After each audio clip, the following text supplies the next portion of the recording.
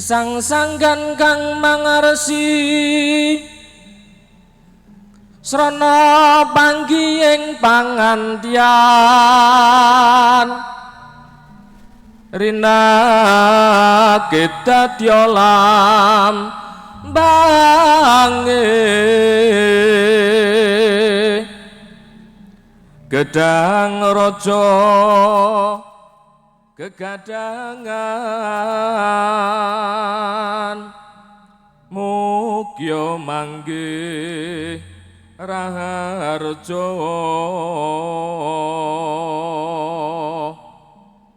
pinayungan ing Hyang Agung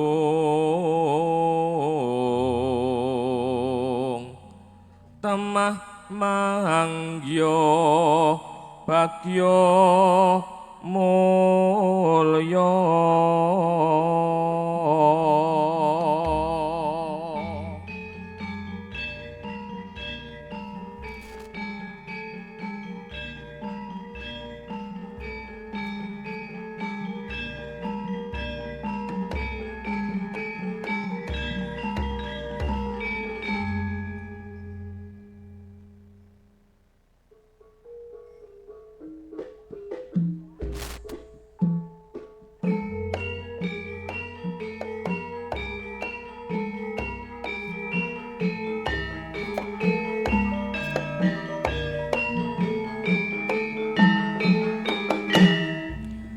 upacara panggih pengantin gagrag Ngayogyakarta Ahayu Reni Ade Meilawati kaliyan Abaguswani Dwi Atmoko kawiwitan kadherekaken para kadang Laila make up kawiwitan kanthi para juru ampil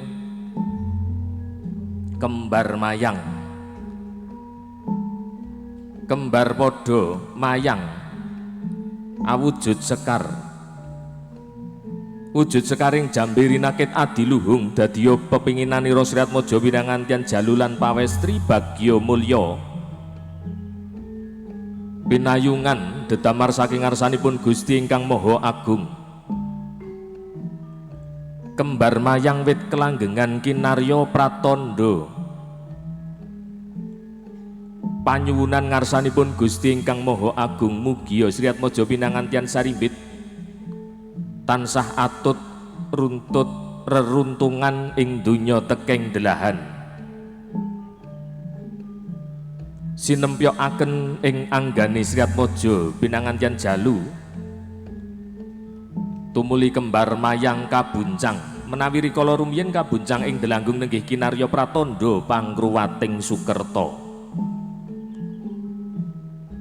tumuli kumplawe astani Sri Atmaja Winangantian Sarimbit balangan gantal winastan gundang kasih mewah gundang tutur diningkang kinarya bebalangan Sri Atmaja Winangantian Sarimbit kapendhet saking sedah ingkang matemurose tinangsulan lawe seta pratandha ati kang wus tumali nyawiji tinangsulan talining akrami suci akad nikah tumbuli Sri Atmaja Winangantian Sarimbit nyaketi kendhaga kencana isi tirta wening paweninganing kautamen katon kambang-kambang kumambanging tripuspita warna kanthil mlati sarta mawar kanthil awit saking kumantiling katresnan Sri Atmaja Winangantian Putri mlati awit saking kedaling lati Sri Atmaja Winangantian Jalu mawar manggambar-arum gandanya ing donya tekeng delahan winijian dening kang putri winastan kranu padha ranu tirta padha ampeyan pratandha tan ana kang wajib hanenuntun kiblating manembah mring Gusti ya kejaba Sang Binagus tumuli bujuru sembogo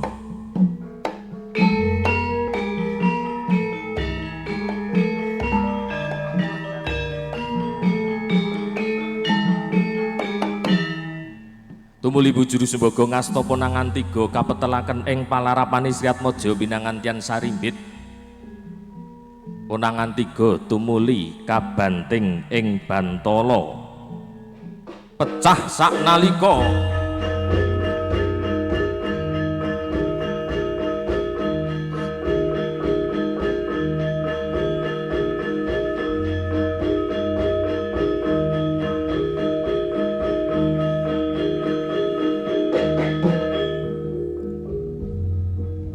Pratandha wus nyawiji lair lan batine putra pinanganten Sarimbit mugiya kinarya sarana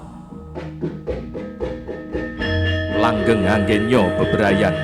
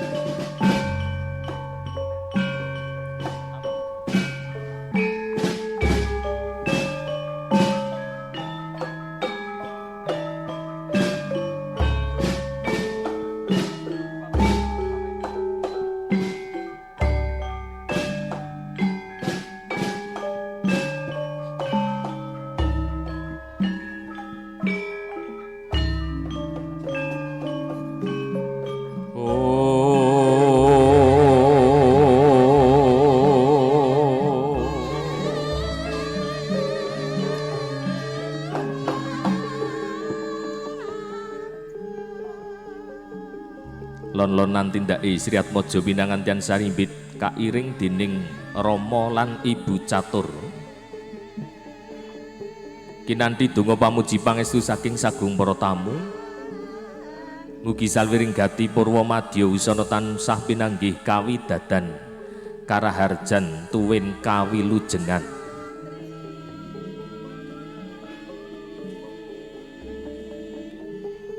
Minggahing sasana rinengga lamun Cinandra kadya Nalendra ari sajoga. Nalendra ratu ari dina sajoga sakwiji.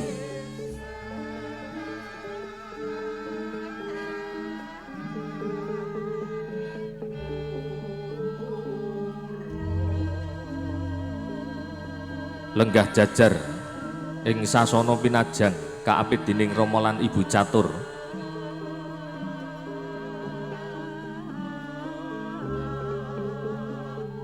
Tumuli hangadani upacara adat ingkang sampun rinakit lumampah wonten ing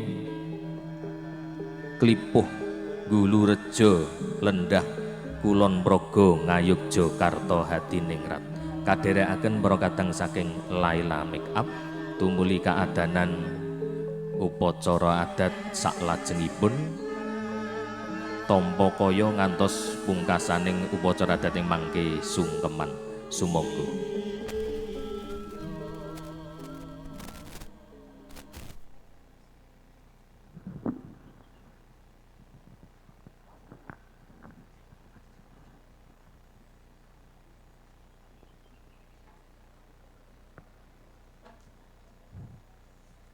Assalamualaikum warahmatullahi wabarakatuh. Dumateng pepundhen sepuh kasepuhan ingkang kula hormati, dumateng bapak-bapak, ibu-ibu ingkang kula hormati ugi, dumateng tamu undangan ingkang kula tresnani. Keparenga kawula cumantaka wonten ngarsa panjenengan sedaya inggih menika minangkani atur panunipun Bapak Ratno sabantu dawuh Ibu dinten menika amiwaha ingkang putra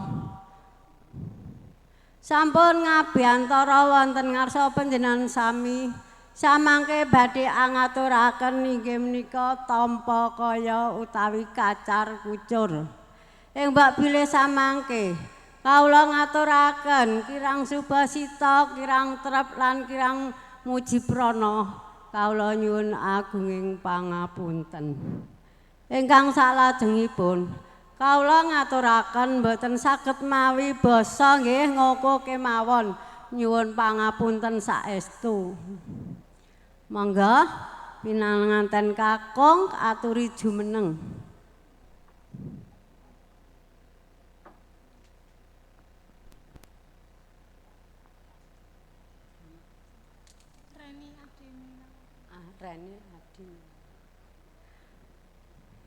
Denok Adi Reni Adi Milawati. Panjenengan bangun tapa ana ing tengahing samudra ya Nduk ya. Palengganipun dampar kencana, pasuryanipun cupu manik astagina. Simpenen ya Nduk ya ana lambumu kiwa. Nyangkinganipun Kandi Praptala ya Nduk ya. Panjenengan bangun tapa ana ing tengahing samudra. Anci-anci watu kemloso, gendolana aya durga ya Nduk ya.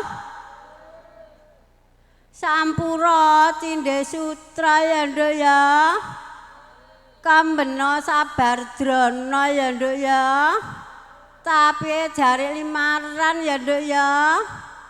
Klambine teja kesuma. Cundu lentang juhar aguma biar kaya ndaru ya Nduk ya. Mas temanten kakung Fani Dwi Atmoko. Fani Dwi Atmoko. Fani Dwi Atmoko. Apik banget jenenge ya Mbak ya Mas ya. Apik ning ya ewuh ya Mas.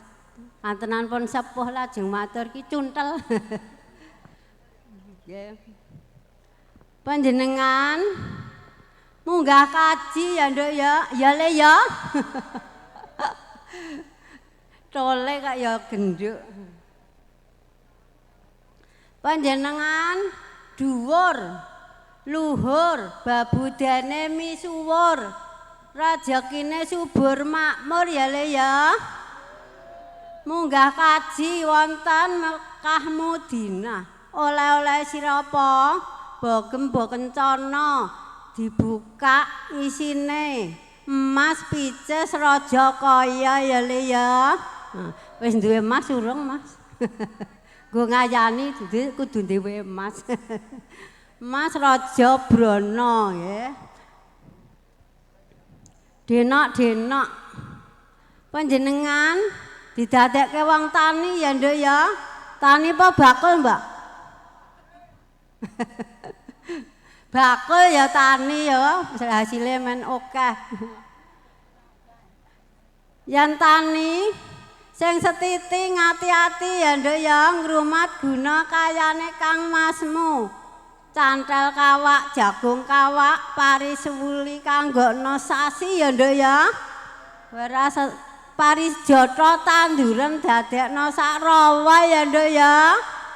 Beras genuk kanggokno sekesuk nanging kala mangsa yen wong tua loro nglakoni kaya sedina iki ya Nduk ya. Beras sangga kanggokno 2 dina. Kentrang-kentrang badur wong liya dadi sedulur yen mbok canthuk wong liya bisa tempuk ya Nduk ya. Cor-cor kembang kencur yang sare pun parengke nunggal sak kasur ya Mas ya. Nek sare ampun dhewe-dhewe ya Mas ya. Pun ijab pun sah niki pun dados kewajibane panjenengan.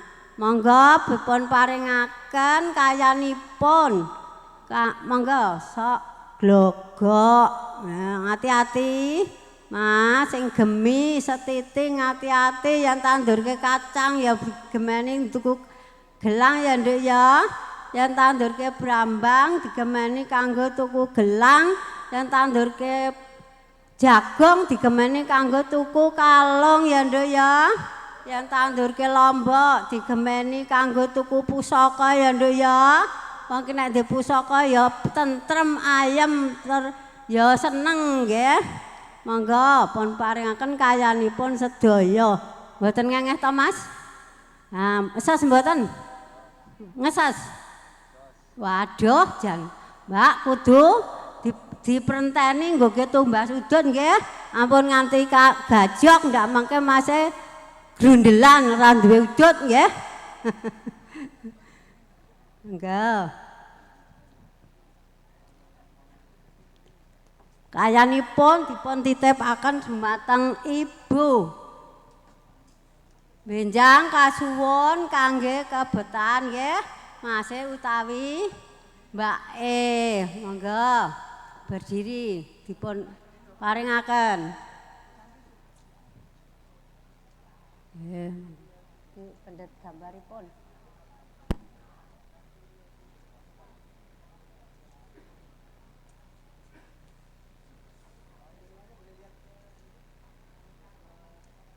Pada ini loh, dilihati.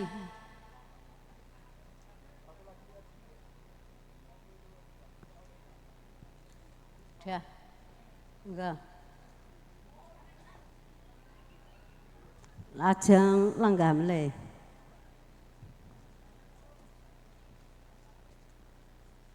Nggih, salajengipun dhahar kembul.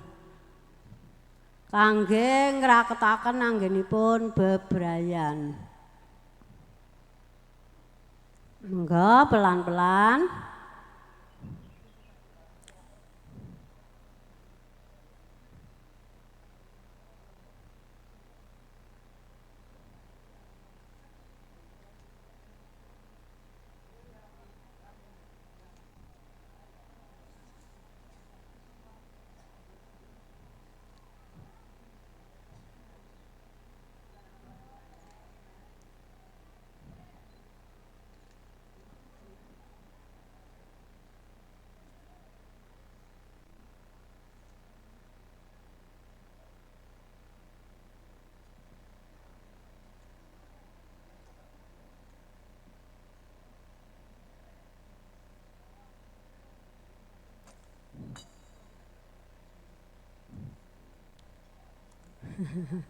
Disawang Mas.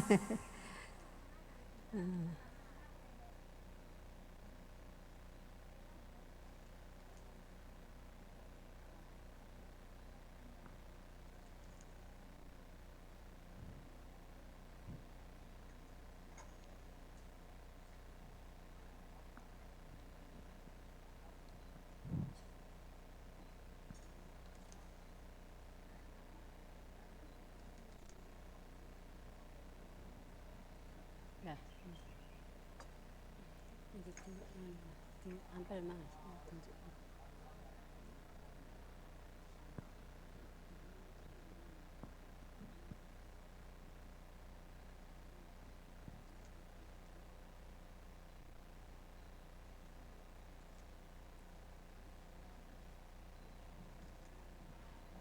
Wasir apa-apa.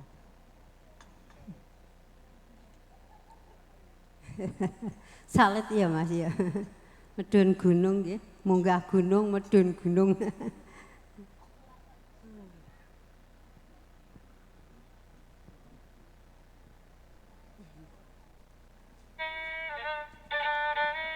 Salajengipun ing mbok bilih anggenipun kacar kucur sampun paripurna.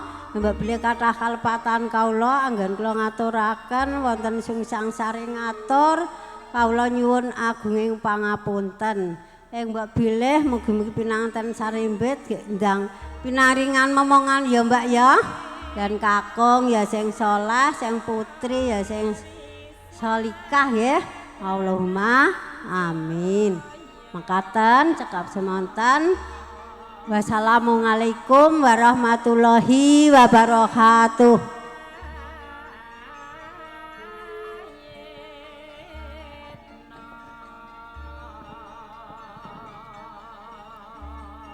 Bapak Ibu Sagung para tamu ingkang dhateng kinurmatan, ingkang pungkasan kaadanan upacara sungkeman. Tasih kasuwun kapratitisaken panjenenganipun Ibu Juru Sembogo. Sumangga.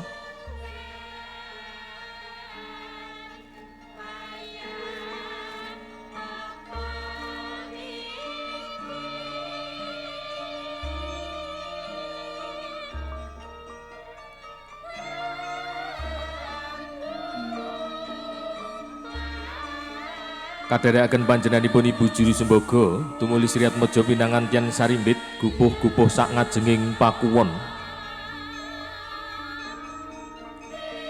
Sumungkem ring jenggonira tiyang sepuh kekalih Rama miwah Ibu. Wonten ing kalodhangan siang punika kula ngaturaken sungkem pangabekti kunjuk panjenengan Rama Ibu nyuwun pangestu. Mugi anggen kula jejodohan tansah pinanggih rahayu wilujeng. Pinaringan dedamar saking ngarsanipun Gusti ingkang Maha Agung Bagya Mulya.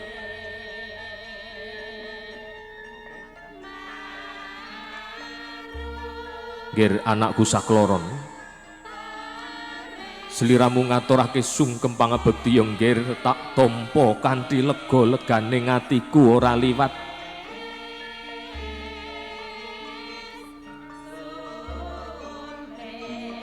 Aku dadi wong tuwa amung bisa nyuwunake donga pamuji pangestu mring para tamu tumrap sliramu ya nggih.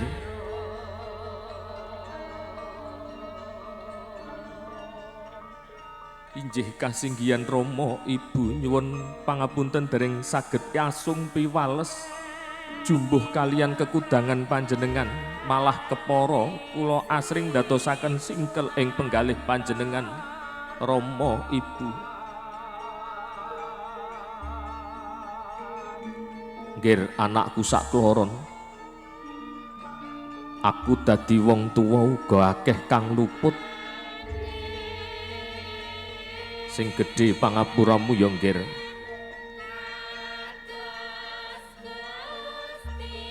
Pamujiku muga langgeng anggonmu bebrayan. Pinayungan dedamar saking ngarsanipun Gusti ingkang Maha Agung. Lir gumanti tindakira Sri Atmaja Pinangantian Sarimbit purna anggenya sungkem dumateng panjenenganipun Bapak Ratno Dalasan Ibu Supriyati kang minangka lantaraning tumuwuh Sri Atmaja Pinangantian Putri tumuli gupuh-gupuh sak ngajenging pakuwon sumungkem ring jenggunira tiyang sepuh kekalih nenggih panjenenganipun Bapak Jumpo Dalasan Ibu Ngatini kang minangka lantaraning tumuwuh Sri Atmaja Pinanganten Jalu Abagus Fani Dwi Atmoko.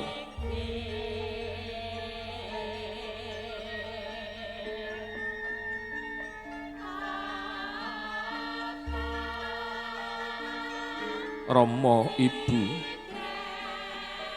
nyuwun tambahing berkah donga pamuji lan pangestu panjenengan. Mugi anggen kula jejodohan tansah pinaringan dedamar saking ngarsanipun Gusti ingkang Maha Agung. Nggih anakku sakloron sing banget tak tresnani. Pangestuku tampanono ya nggih kinarya gegaman anggonmu jejodohan. Ilinga dawuhing Gusti ku angfusakum wa ahlikum naro.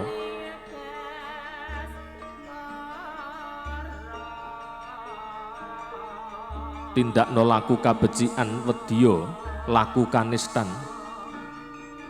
Tindakno dawuhing Gusti bektiya mring Rama lan Ibu, bektiya mring sepadha-padha.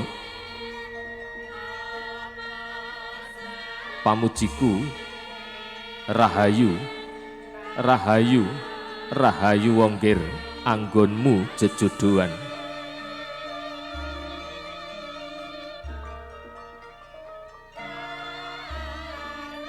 Sangya para tamu ingkang winantu ing Sukarahayu paripurna upacara adat sungkeman ateges sampun paripurna rerangken upacara panggih gagrag ngayub Jakarta Hadiningrat Sriat Mojo Pinanganten Sarimbit Ahayu Reni Ade Mailawati kaliyan Bagus Fani Dwi Atmoko Kalodangan menika kaaturaken ageng ing raos panuwun kunjuk para kadang Laila Make Up ugi datan kata lumpen kaaturaken ageng ing raos panuwun kunjuk para kadang Karisma Production